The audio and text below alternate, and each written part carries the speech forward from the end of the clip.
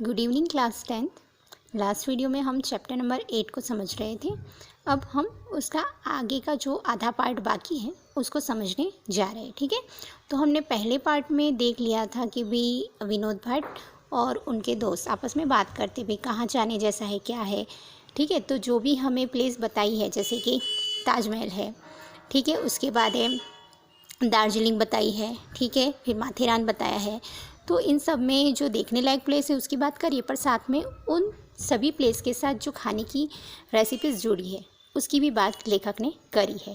और लेखक ये बताना चाहते हैं कि मुझे वहाँ प्लेस में घूमने से ज़्यादा तो वहाँ की खाने पीने की चीज़ों में ज़्यादा इंटरेस्ट है। तो अपने द्वारा ही लेखक ने समाज के कुछ ऐसे लोगों के ऊपर व्यंग किया है। ठीक है, अब आज हम 43 पेज को समझ रहे हैं। 43 पेज में है क्या वो समझते। तो अब हमने लास्ट वीडियो में लास्ट पॉइंट देखा था दार्जिलिंग वाला कि हाँ, कि अगर आपको दार्जिलिंग जाना हो तो आपको महंगा पड़े, इसके लिए मैं आपको एक आइडिया बताता हूँ कि आपको एक टाइम भरपेट खाना खा लेने का और दूसरे टाइम शाम के टाइम नाश्ते से चला लेने का। ओके, ये वाला पॉइंट हमने देखा था। अब आज के पॉइंट में है કહે છે કે ત્યાંના ખડખડ વહેતા ઝરણામાં, कहा कि दार्जिलिंग में, ठीक है, કહે છે કે ત્યાંના ખડખડ વહેતા ઝરણામાં પગ બોળીને બેસી રહેવાની મજા આવે છે।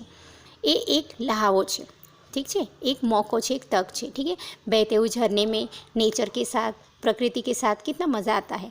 तो ये आपस में बात करते कैसे झरने में बैठने में कितना मज़ा आता है कि तो फिर बाद में क्या कहते हैं, अरे साव हम्बंग यार, कि तद्दन खोटू है यार, एक फालतू है ये। क्यों? क्योंकि लेखक के साथ ऐसा क्या हुआ था जो ये बताना चाह रहे कि एक बार पेला उल्लू ना पट्ठा जगदीशिया साथी।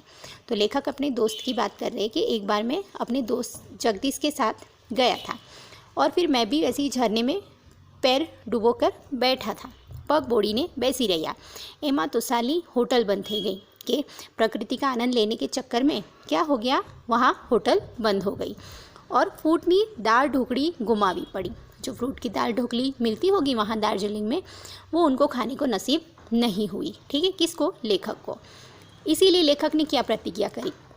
अब यहाँ एक शॉर्ट क्वेश्चन आएगा, ठीक है। तो ત્યારથી લેખકે પ્રતિજ્ઞા કરી નાખી કે ખાધા વગર હોટલની બહાર પગ મૂકવો નહીં અને હવે તો, ठीक है, तो उन्होंने क्या प्रतिज्ञा ली, खाधा वगैर होटल ની બહાર પગ न મૂકવો, कि कभी भी बिना खाना खाए भूखे पेट कहीं घूमने जाना नहीं, भरपेट खा लो फिर घूमने जाओ।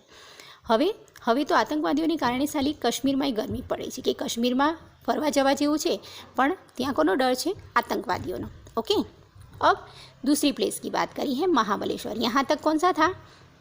यहाँ तक हमने देखा वो दार्जिलिंग का था। ओके, अब आता है महाबलेश्वर। महाबलेश्वर की क्या बात है? तो महाबलेश्वर केम रहे, ठीक है, तो उनके दोस्त लेखक को पूछते कि चलो भाई महाबलेश्वर कैसी प्लेस है। तो कहे अरे डोंट मिस इट बाबा, कि तमारे तो इन्हें मिस करવું न જોઈએ, પણ महाबलेश्वर जવું હોય तो। अब यहाँ पे तुम्हारा 2 मार्क्स का क्वेश्चन आंसर आएगा, टिक करके रखना। ओके, महाबलेश्वर जવું હોય तो टूर्स ट्रैवल्स में जવું पड़े। ठीक है, कि अगर हमें महाबलेश्वर जाना हो तो किस में जाना चाहिए? टूर्स ट्रैवल्स जो बसेस होती है उसमें जाना चाहिए, ट्रैवल्स टूर में जाओ साली, पची कोई झंझट नहीं। ठीक है, अगर हम ट्रैवल्स वालों का कांटेक्ट करते और वही हमें ले जाते घूमने तो हमें कहीं पे भी कोई झंझट नहीं करनी पड़ती, घूमने की, खाने की, पीने की, रहने की कोई दिक्कत होती नहीं है। तो लेखक पण एज कहे छे कि टूर्स ट्रैवल्स में जाइए तो आपने कोई झंझट मतलब मगजमारी नहीं होती है, मतलब कोई दिक्कत नहीं होती है। 2 टाइम खावानू, 3 टाइम चा नास्तो। ओके, अब यहाँ पे लेखक फिर से वही खाने की बात आ गई है। 2 टाइम अच्छे से खाना मिल जाता है और 3 टाइम चाय नाश्ता। अब यहाँ पे कौन सा ट्रैवल्स वाला है वो याद रखना, पॉइंट अंडरलाइन करना, शॉर्ट क्वेश्चन आएगा। तो महाबलेश्वर जवा माटे कई टूर्स ट्रैवल्सनी बात करे छे? प्रहलाद ट्रैवल्सवाળા। ओके, कया ट्रैवल्स? प्रहलाद ट्रैवल्सवाળા आपे छे कि अगर उनकी ट्रैवल्स में हम घूमने जाते हैं तो हमें सारी सुविधा बहुत ही आसानी से मिल जाती है, कोई दिक्कत होती नहीं है। तो હવે શું કહે છે, તમે કહો તો નાસ્તો પણ આપે છે, બટાટા પૌવા, સેવ ખમણી, બ્રેડના ભજીયા, જે માંગો એ નાસ્તો તૈયાર। ठीक है, तो सुबह शाम गरम गरम नाश्ता वो देते हैं, जो हम खाने के लिए कहे वो सारी चीज़ें हमें वो देते हैं। ओके, ये सारी बातें लेखक अपने दोस्त को बताते कि महाबलेश्वर जाना हो तो टूर्स ट्रैवल्स में जाना चाहिए और ये प्रहलाद वाली ट्रैवल्स में ही जाना चाहिए। क्यों? उसका फ़ायदा क्या है? क्योंकि वो हमें 3 टाइम चाय नाश्ता देते, 2 टाइम अच्छा भरपेट खाना देते हैं, इसी की वजह से। ओके, ये पॉइंट याद रखना। अब आता है आगे का पॉइंट। વહેલી સવારે 3:45 વાગે મહાબળેશ્વરમાં સૂર્યોદય ગાંડા કરી મૂકે એવો હોય છે, એ વાત ખરી?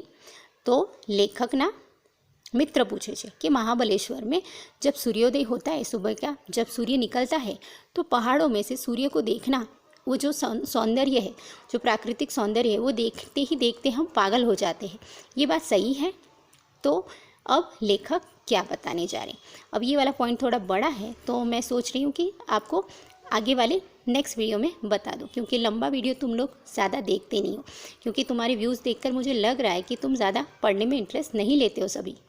और हमें तो क्या है, हमने अपना फ़र्ज़ निभाया, तुम्हें पढ़ना ना पढ़ना तुम्हारी इच्छा होती है, मगर तुम्हारे व्यूज़ देखकर तो मुझे ऐसे ही लगता है कि तुम लोग ज़्यादा पढ़ने में इंटरेस्ट नहीं लेते हो सभी, ABC तीनों सेक्शन के बच्चे, ऐसा लग रहा है। क्योंकि 150 बच्चों में से अगर शायद 20 व्यूज़ होते हैं, तो समझ लो कि बच्चे ज़्यादा पढ़ने में इंटरेस्ट नहीं लेते, ऐसा लगता है, पर वो तो तुम्हारी इच्छा, ठीक है ना।